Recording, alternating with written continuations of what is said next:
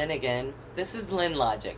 Welcome to this week's episode, Season 3, Episode 9, The Soul of Music, Part 1.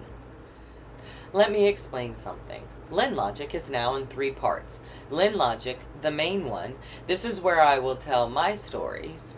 Lin Logic, Women Forged in Fire, this showcases women who are badasses. And now, introducing Duuude, Lin Logic. That is Duuude with 3 U's. This will showcase male guests, and have I got an awesome first guest for this? And we will get into it. But first, if you want to be a guest on Lin Logic, send me an email at linlevine@gmail.com. Slots are booking up fast. I figure with me being at 250,000 views a month, I can share my audience. And if you would like me to be a guest on your podcast, email me at linlevine@gmail.com. Same one as before, but it gives me the chance to repeat the email. I totally did 2 guest spots this week. So much fun. I would love to do more. Side quests. I want to take a moment here. My microphone broke. This is the second time I am recording this, and the only other microphone I have is this. This was my late husband's. Now this microphone would be excessive for my use, in case I wanted to pick up the cat farting in the other room. My late husband loved music. It was a love we shared. He would spend hours making music. I used to say that his music setup looked like the inside of a rocket ship. It dwindled over the years as he pawned stuff, but it is also the reason why I own an EMU E6400 sampler, among other things. And I still have all my late husband's songs. He loved drum and bass and would spend hours and days on music, and I loved it for him because he had absolute joy while he was making his music. When he completed a drum and bass remix with the Hellraiser theme song, I was so excited, and it was so good. I was always hoping that he would make me a drum and bass remix of the Sanford and Son theme song, but unfortunately, he wasn't able to. His birthday was June 27th, a week ago. His death date is coming up, July 13th. This is a somber time of year for me. This year was easier than the last, but more difficult than the next. Happy birthday, Drew, you dumbass. By the way, Drew would have been ecstatic about this episode. So excited and happy about it, this one is for him. He would be so jealous. Green with envy, really. Which reminds me of a story about Drew. So we're going to double down on the side quest. One day I was cleaning the floors in the living room, one of the few domestic tasks I'm capable of doing and not breaking something. I broke the washing machine twice and lost the iron for 3 years. Well, I was cleaning the floor and had moved the dining room chairs about. There was the prettiest rainbow coming through the window, just casting through the room.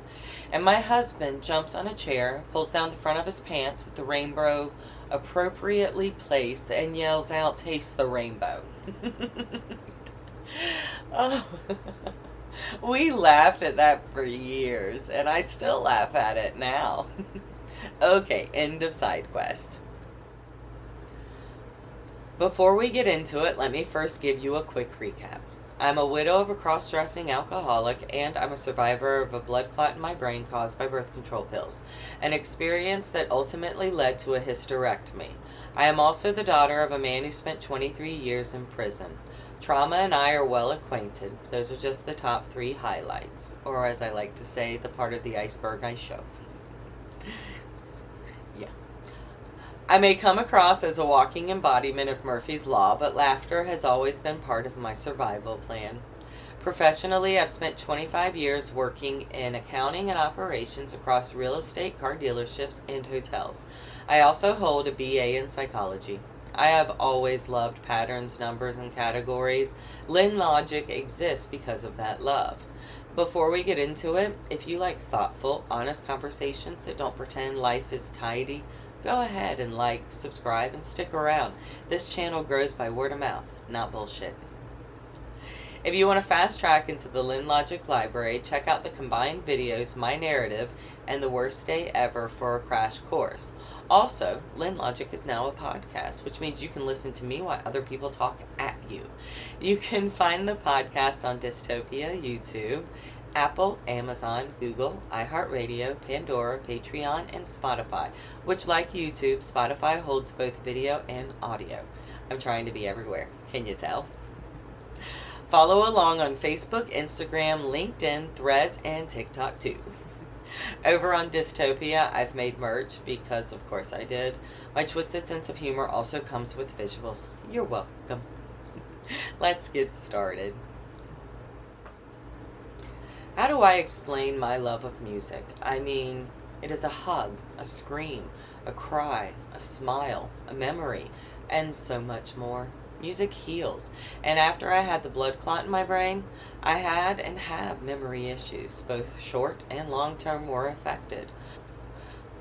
While the short term is still affected by it, I was able to use music to help heal the long term memory issues. Let me explain. Music has been in my life since always. My parents were groupies. I started singing at 11 years old. I have been to an abnormal amount of shows. Not as much as some of the members in my family. I'm talking to you, Uncle Arnold. Suffice it to say, I had a bunch of memories surrounding music and was able to remember things first by listening to songs from my life. After that, because of my brain's love of patterns and making bridges and connections, one memory easily fed into another. As far as music, I still start my day with it, dancing and singing around, which is only dangerous when I do it in the shower. The dancing. The singing is safe. Loud, but safe.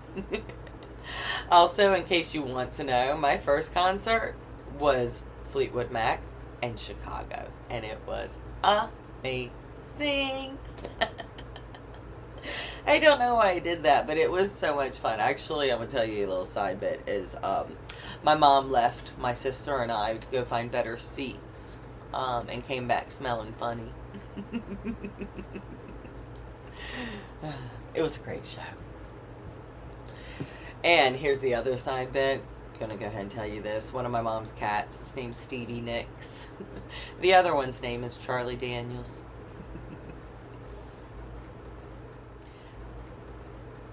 I met Clash at the Military and Veterans Kids Ball. He was there to give a soundtrack to the evening, playing music.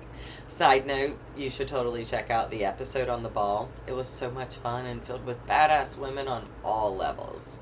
Well, I got to talking with Clash, because I do that. Seriously, I can talk to anyone and I love it. Still working on my interviewing skills, but talking, yeah, that I can do.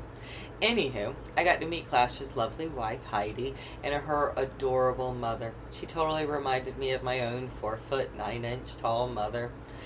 Clash asked me if there was a song I wanted to hear, and I said raw bass. It takes two. He played it twice that night. Rest in peace, Mr. Bass. Now, Clash himself, I'm going to go ahead and tell you, he is an OG. I finally understand that classification of an OG, because that is definitely one. And he has had this amazing life, and he is involved in all this music that when you realize how many songs from your childhood that he's had hands on, you're like, wow. And he's just the nicest guy on top of that. And his wife Heidi is just so sweet. And her cute little mama. So, but here's the thing. I think it's best to let greater people than me talk about Clash. And so I'm going to let them do it. I give you Marley Marl and LL Cool J.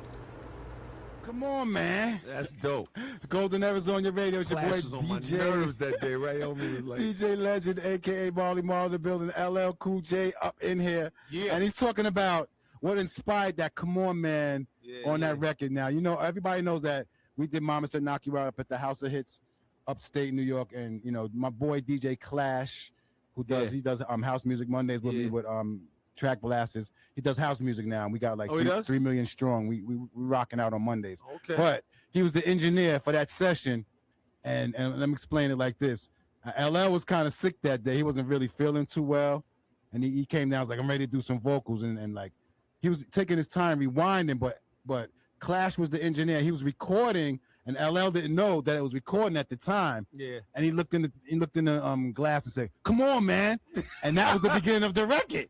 And it was recording. I was like, "That's priceless. That's the beginning of the record." Yeah.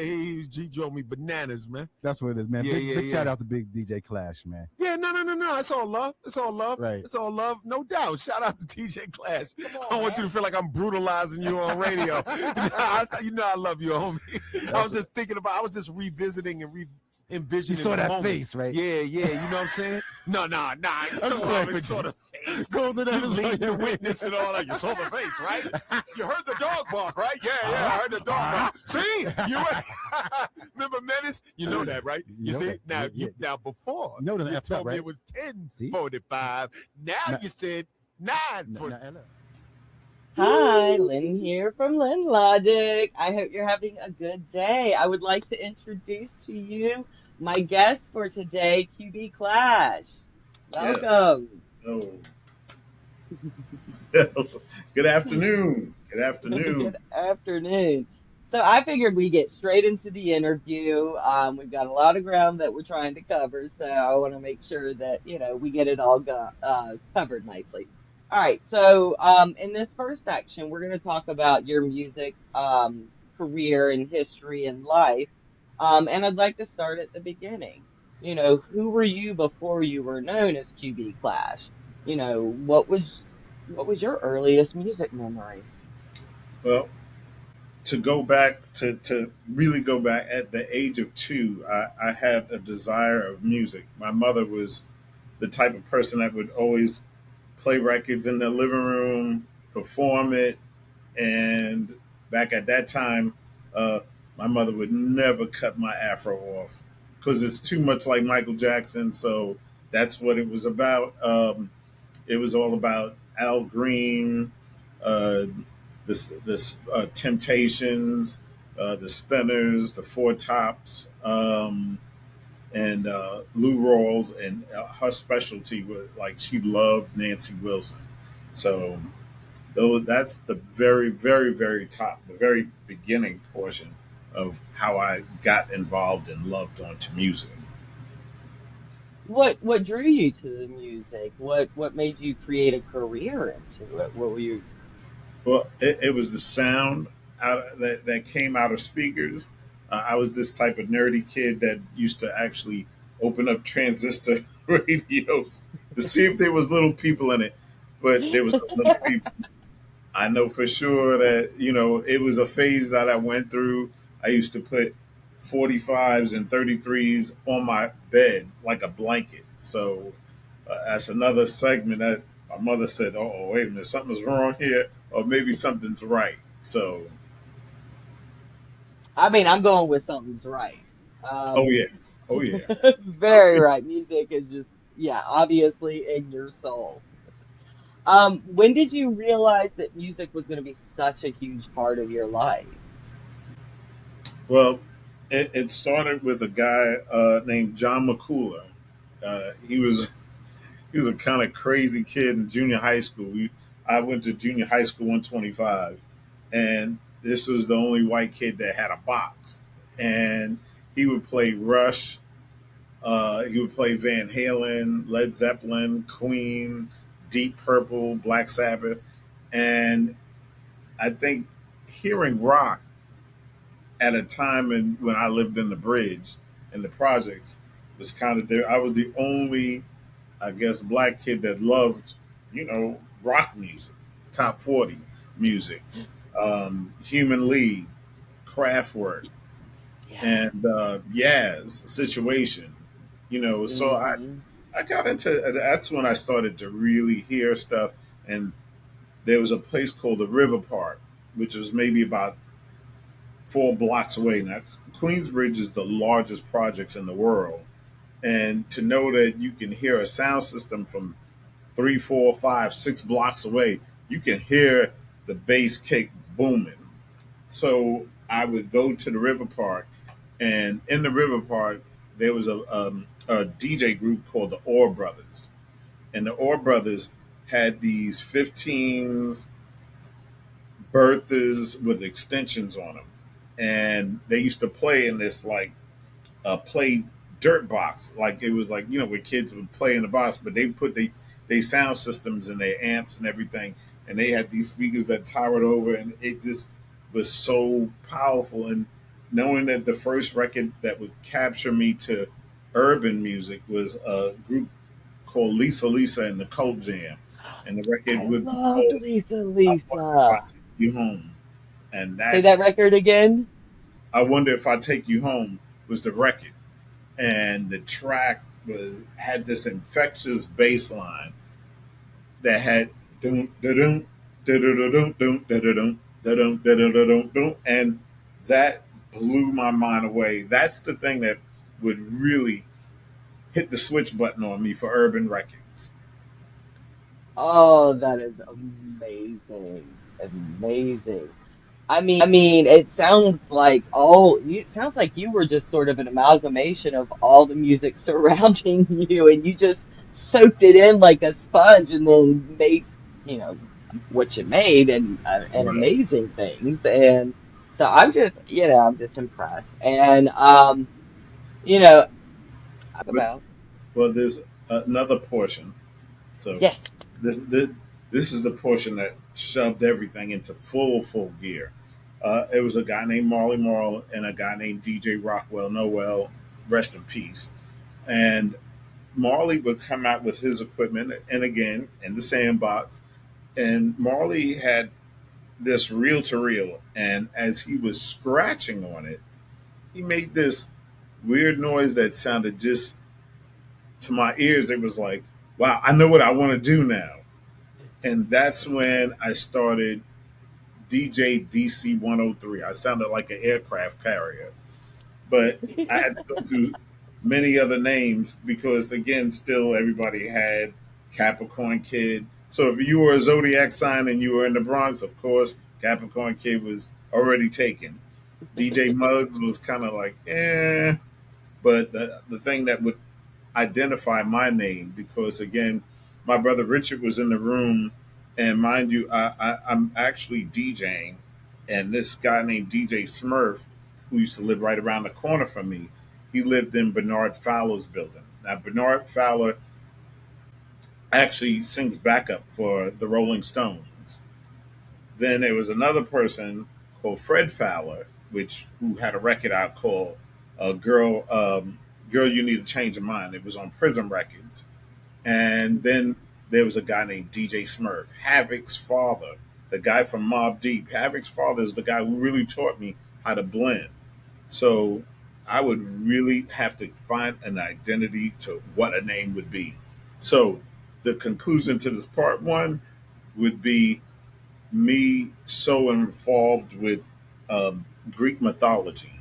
And when the movie Clash of the Titans came out, and the rock band Clash called Rock the Casbah, I said, wait a minute, maybe I should be called DJ Titan. And my brother looked at me and he said, no, no, no, you're a Clash. You clash with too many things. You rock band, you disco, you hip hop, you're everything. So you should be called the Clash. And for my brother Richard Smiley, the end of part one, that's my brother. I love him, and I thank him for giving me the DJ name Clash. And it is a great name, especially knowing that has history now. That is awesome. Oh Oh, yeah, and I love Clash of the Titans. It's one of my favorite movies. good movie, excellent movie. And I love the owl, the robotic owl. Oh yes, You can clearly see the excitement in my face as I get to listen to these stories. I love people's stories. A movie I loved growing up was Fahrenheit 451. Yes, it is a book by Ray Bradbury, but I love the 1966 movie. Let me explain my correlation here. Let me start with the end of the movie. Yes, I am spoiled. Let me start with the end of the movie. Yes, I am spoiling it. It came out in 1966. The statute of spoiling limitations has long since passed. People became the books. They memorized the books and retell the stories on repeat. Now, for this to work, They had to remove people having stories about themselves. So they, in essence, remove individuality in people. Everyone is the same, the world is bland, and the littlest thing excites these shell people. However, people are not like that. People are the stories. They live, they have experiences, they learn, they create. And QB Clash, one hell of a story. And one hell of a creation. Hey, guess what? We're going to be right back after this commercial. For reals, a commercial. Some names are written in textbooks. Others are carried in families, churches, classrooms, and communities. Legacy Makers brings those stories to the screen, honoring African American leaders, innovators, freedom fighters, artists, educators, and builders whose courage changed history. With cinematic storytelling and powerful reflection, each episode reveals the sacrifice behind the legacy and the humanity behind the legend. Watch Legacy Makers, now streaming on Elrod TV Network at elrodtvnetwork.com. Hey, Hi. Hi. All right. So, hi, Lynn here again from Lin Logic, and I hope you enjoyed those commercials. We are back with QB Clash. Yes. Glad Um, to be back. I thank you for so much, first off, for being on. Um, but I want to talk about the road that you went on, the journey, the lessons, the storms. You know, what has music taught you about life? Oh man, whenever you're frustrated, whenever you're off the chain, off the rector, off the scale, off the something, music is always that background to always put you in a better spot, put you in a calmer spot, it puts you in a place that your cares are gone. And at that point in time, that was the thing that really kind of put me in a place where I needed to just roll with life. But when I couldn't roll with life, music was kind of the key that made me either more excited, more happier, because anything that was different on the radio, especially when it was programmed by Frankie Crocker and especially B.K. Kirkland. Those two program directors in New York City were also another gateway to, hey, a gateway to freedom. It was a gateway to breakdancing. It was a gateway to graffiti. Yes. The pretty pictures. Yeah, so as far as like this, I wasn't tagging on trains. I was tagging on books. So I didn't understand that I've been tagging on some trains. So Don't no, you're up there on the bridges hanging upside down. so No. we're tagging in books, but that's Yeah. that's the real thing. You know, WBLS radio was the number one radio show. Like in all, like there was competition, which was Kiss FM, and Kiss FM. Don't get me wrong, they had Red Alert, and Chuck Chill Out, and Shep Pettibone and Tony Humphrey. They had really good mixers on there. But when it came down to WBLS and Ted Courier, Timmy Regisford, Merlin Bob, Marley Marl, you had Bobby Condes, Naeem Johnson. So you had these figures on radio that would change the identity to radio and to how we heard things on the street, because of course there was no internet back then. It was a radio, it was a box. Yes. So, and by the way, I kept my box all the way from the 80s and it's sitting right there in that corner. So you got to Well, see now it. I want to see it. Oh, well, Of course he did. That's what cats do. this box Oh, look at that it. brung it Oh, I back. remember it. Yeah. Oh, look at the Panasonic It's still wonderful in good condition. boxiness.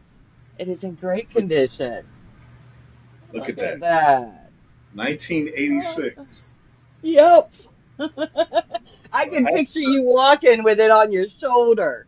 man, this is me all day. My mother was, Right? what are you doing? It's that noise. It was a good type of noise. See, nowadays, the other noise that we hear on the radio is not. That ain't radio. Right? No, this was the new noises. They were all brand new. So Yeah. that Oh, I was the love that. to set it off. I had to do some hand glides with it. Some so I had fun. You know, Oh, yeah. Yeah. Praise this one. What challenges did you face along the way? um, I think living in the bridge and not knowing how to I stayed away from everybody really. I was always in my books. My mom always told me to stay in the books. She always told me to make sure that I made something of my life. And knowing that Molly Marl would actually live next door to me, I had to really push my life into because I really did not like. I didn't like high school, Hmm. and I met with Same. when Marley would do Magic's Mr. Magic Rap Attack, which was a big Magic and Marley broke records all across America. If it wasn't for this station, you wouldn't have never had the breakdowns. You wouldn't have never really heard hip hop the way it was out. But to know if there was no Magic, there would have been no Marley Marl, and if there was no Marley Marl, there would have been no Clash. So, but And we are thankful there's a class. the Very challenge thankful. was I was in high school. I was a senior. Now, mind you, when you went into radio, you had to been a college, you know, Hmm. and then you go in as a college intern. But I was so persistent. I think it took me 16 different times. The human resource director named Beverly Osborne, I begged, and until the last time I was on my knees. I said, "Listen, you gotta let me in. I'll promise you, I'll get an A+ on my internship. And if I don't succeed, you can just kick me out in front of everybody, and I'll be the laughing stock." But that never happened. I got an A+ Oh, out of my internship.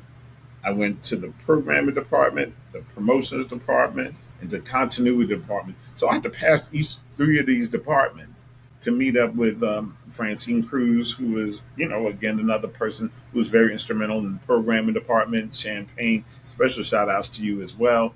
They all live in Florida. I guess we all went places. We all got scattered about. But to put the staple in this, Marley was the governing factor. When Magic left, Marley would go to In Control. I would follow along with that, and I would meet stars from DOC, NWA. I would meet up with King T, Chubb Rock, the Juice Crew, which again would be the now repositioning myself from being an intern at WBLS, passing the internship, and then opening up to another field because there was a guy named Mitt, On Time Mitt, and he lived on Vernon Boulevard. He was Marley Marl's second engineer. And when he actually got into engineering, I think there was a mishap where something happened in the studio and some knobs and everything got broken. God bless him. I'm not trying to shatter the dead. Rest in peace, Mitt. Um, Marley then, I guess this is the conclusion of part two. The best form this, LL Cool J comes up a week before because Mike Tyson was there at the radio station as well. So it was my first time ever, and he was at the prime peak of his life. And L was loving Big Daddy Kane. Now, Kane's records are right there in that corner, right there, because I worked with Kane on this LP and the one right there in that corner. So, in conclusion, L would be like, Marley, I love what you do for Big Daddy Kane. Can you give me a track like Kane? So Marley then asked me, he says, "Listen, would you like to become an engineer?" I don't know nothing about engineering, but I'll try it out. So I left BLS. The Frankie Crocker then changed up the format. No hip hop is to be played anymore. So now, right on time to get to Marley Marl's House of Hits, my first session would be that person right there, Coogee rapping Polo. The cut was called Cold Cuts. They loved me so much that my personality was funny to them, and I was funny to them, and he was funny to me. God bless DJ Polo, rest in peace. I was at his funeral 2 years ago, so Mm. rest in peace. But that would be the real game changer. Me going in as a recording engineer would really solidify and really stamp a real DJ class. So out of the stuff that you see on the wall, that's only a little. Hmm. That's only 19 records. I got about close to 300 records more to fill up this room. So Oh, that you've mixed on? yes, all Ah, stuff. We'll be right back after the second commercial because I did it twice. Kristen Olinga, co-host of Thirsty Conversations. We just finished having an amazing conversation with comedian Rosie Tran. We talked about life, we talked about love, we talked about everything under the sun. So please check it out at elrodtvnetwork.com. Thanks. See you there.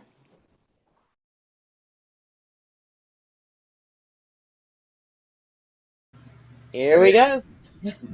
Hi, we're back again. All Right. right. So, for our final segment, I'd like to talk about music in the now.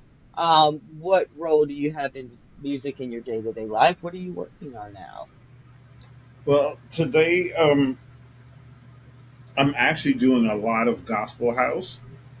I do very little secular house records. You know, from time to time, I'll have some DJ tools that will actually get DJs. So if they're like in a tight squeeze of going in from the transitioning of one record to another, they use my tools or they use other DJ tools as well. So those are the things. And our special shout outs to Sammy Rock and Jason AJ Summers, who actually got me into Reasons. Of course, Molly Mall. Through COVID, we had to do some producing. So, Hmm.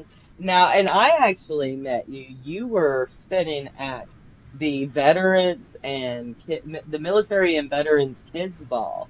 And, thank you so much for that, obviously. But, I know that that's in your heart and everything as well. So I appreciate that. So, okay. yeah. But what I'm doing right now is, again, like I said, I'm doing a lot of Afro house. Um, Special shouts also to Big Will Rosario for kind of keeping me in the loop. Without that dude, me and him did a Dindada remix, and it was on Sweating Records. That was maybe about 16, 17 years ago, but it also pivoted me to a radio station called WQFS 90.9 FM, where we have more than 3.7 million online listeners. So God just keeps on getting better. Every time I believe that something is not written yet, it starts again and then starts again. So I meet a lot of different people in this profession. Special shout outs to Steve Harrington, house music master mixers like Louis Vega. Louis is a very pivotal stratosphere DJ who also inspires me to be the best I can be as well. Special shout outs to Spinner and Caliban, who actually plays on the radio station as well with me, and Deuce Martinez.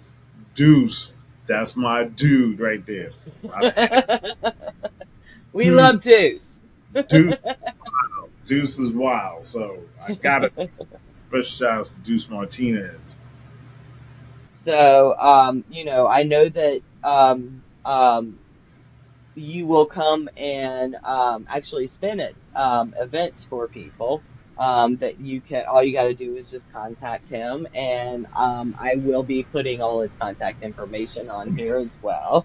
I know that um, your heart is in with faith and God and what you're doing, and I commend you for it.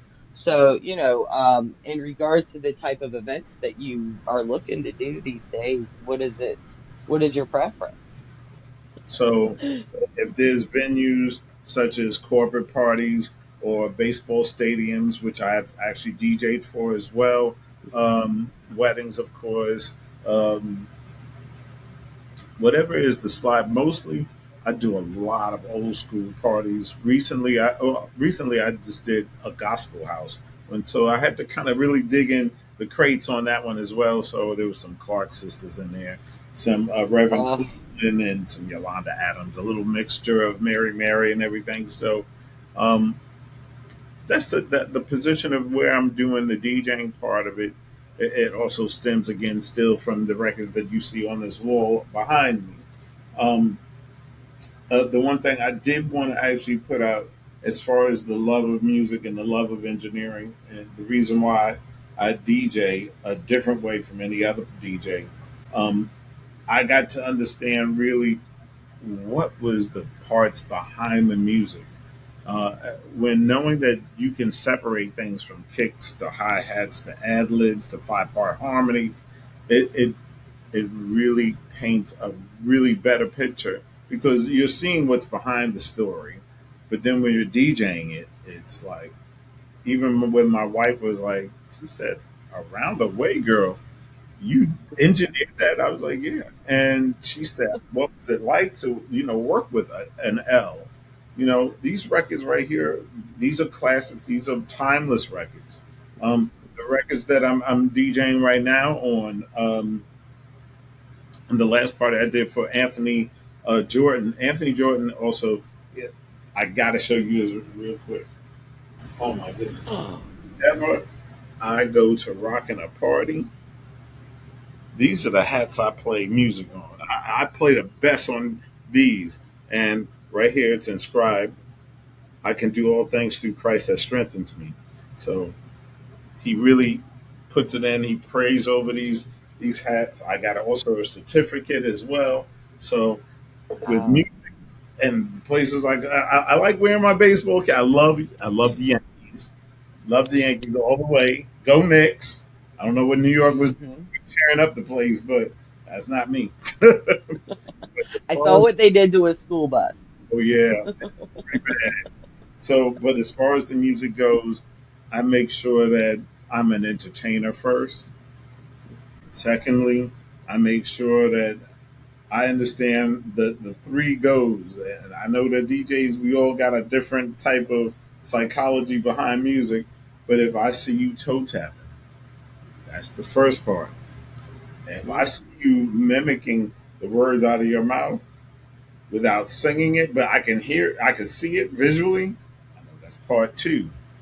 And three, if I got you on the floor screaming, that's it. Yeah, you done. You Then done. it's Yep. done. But I always try to tell ladies, take them heels off. You're gonna have some bad luck. And I ain't gonna do that. And I get hurt. Yeah, okay. Now you understand. But I that's would tell you, I wore tennis shoes that night, and I was very happy that I wore tennis shoes. I'm glad you did. There was no heel wearing with me. No. So music is the driving force. It's always been the heartbeat. It's always been. It expresses. It can bring you back to a memory, and that's the best thing about music. When you hear an old school record or a new school record, it brings you back into time. And Hmm. that's really, if I'm on the mic, usually I get into the mindset, if I'm playing some R&B or what have you, yeah, I remember going into grown folks parties as a little kid. I used to sneak in them to understand really what they were doing. I took a really good look. I said, "Oh, okay, so this is what they be doing," and I knew what they were playing, so it made it much more easier. So when I do play, I know exactly what to play, especially when it's old school. But if it isn't old school and it's something that I got to look at, the top 100 on Billboard, that's what I'm using. So Well, as thank you for playing for me, Rob Bass that night. oh, It takes two. Thank and, you. and rest in power to Rob Booth Ah, and Easy Rock. yes. Really, I know that's going to hit the hip hop industry quite differently because these rappers that we all grew up with. I saw Rob Bass in it was 1996, probably 1997, right around there. He had played a party. I was a raver in the 90s, And I saw him actually a couple of times, but that was the first time was in probably 96. And I mean, I danced the entire night away. Entire night away. I mean, I even convinced my sister who didn't want to go to raves. I was like, come on, you can go and see Rob Bass. Come on, we're going to go see Rob Bass. And she's like, okay, fine. I'm like, yeah, you're going to go. And it was so much fun. Are you kidding me? It was so much fun. So, and I got to see RZA in Colorway. I went to college in Asheville and at Warren Wilson College, and I had friends that went to Western NC and up in Cullowhee, North Carolina. And so my happy ass, they were like, RZA's playing for $8. Excuse me. Yes, we're gonna go see RZA tonight. And so I'm over in there. I mean, it was an amazing experience. It was a small venue, like it was, these tiny clubs. They weren't, these huge stadiums during this time. And so you get to see them in such a more personable area where you can relate to that music. Watching the DJs mix the records right there, just like what you do, it's a whole different experience with music because the music is coming right there. It's being created right there. And then when you start in on the other stuff that you guys do and on the engineering side, I mean, I gotta tell you, after my blood clot, I use music to get my memory back, and I appreciate every minute of it. Amen. So I appreciate everything that you do. I mean, the creation of the music and everything that you've had your hand in, and the massive amount of just joy that you bring. So I appreciate you. More than appreciated. More than Thank you so much, Flash, for being here. thank you. So sorry.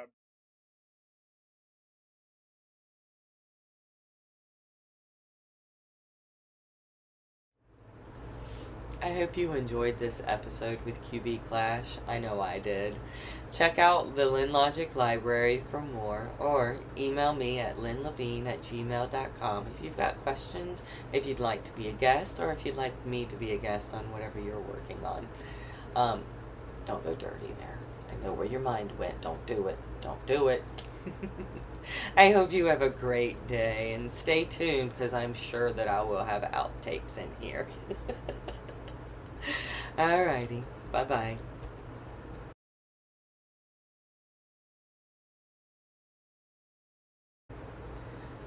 WQFS 90.9 FM House Music Mondays, DJ Clash and DJ Deuce Martinez. WQFS 90.9 FM House Music Mondays, DJ Clash and DJ Deuce Martinez.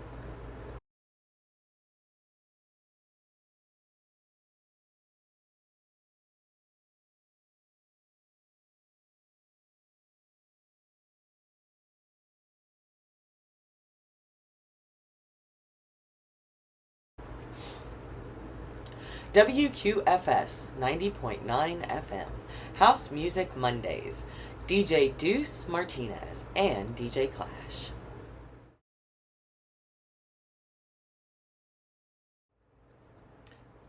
Testing, testing, testing, testing, test these.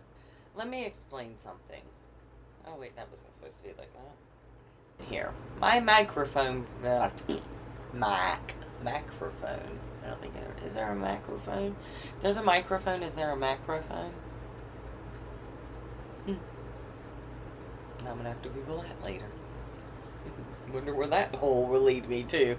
Anybody else do the downward spiraling thing where you're like, I'm gonna look up what that statue is about and how it was made, and then like downward spiral, and now I'm looking up bombs called daisy cutters from the Vietnam War that would make a perfect circle in the middle of a jungle so that helicopters could land. Yeah, they're called daisy cutters.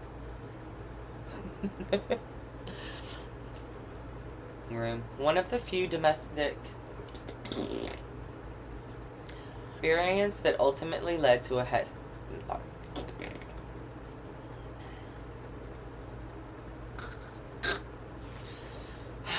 Okay, so when Zoom first became more popular and everything because of COVID, I just want to point out that I was never looking at anyone else. I was always making faces at the camera and looking at myself. And so much so, during a meeting, I don't know what I was doing because I was just looking at myself in the camera and going like, like making faces and doing shit with my mouth. And my boss finally was like, Lynn, what are you doing?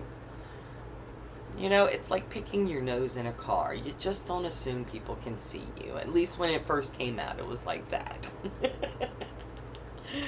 Oh. Okay. Boss is a walking embodiment of oh shit, forgot a whole line. 90.9 FM. 90.9 FM.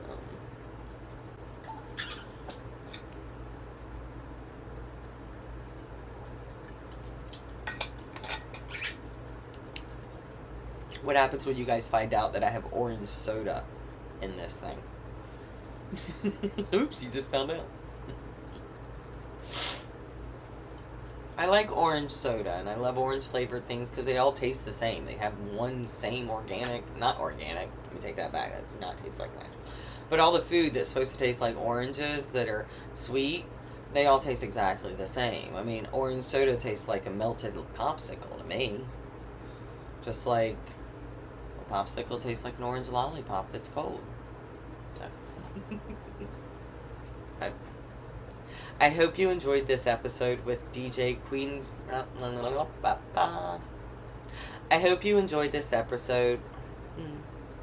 I hope you enjoyed this I hope you enjoyed this. Now stop being a dick to yourself.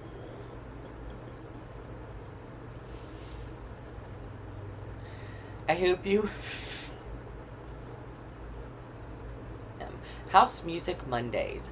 DJ Deuces. Okay.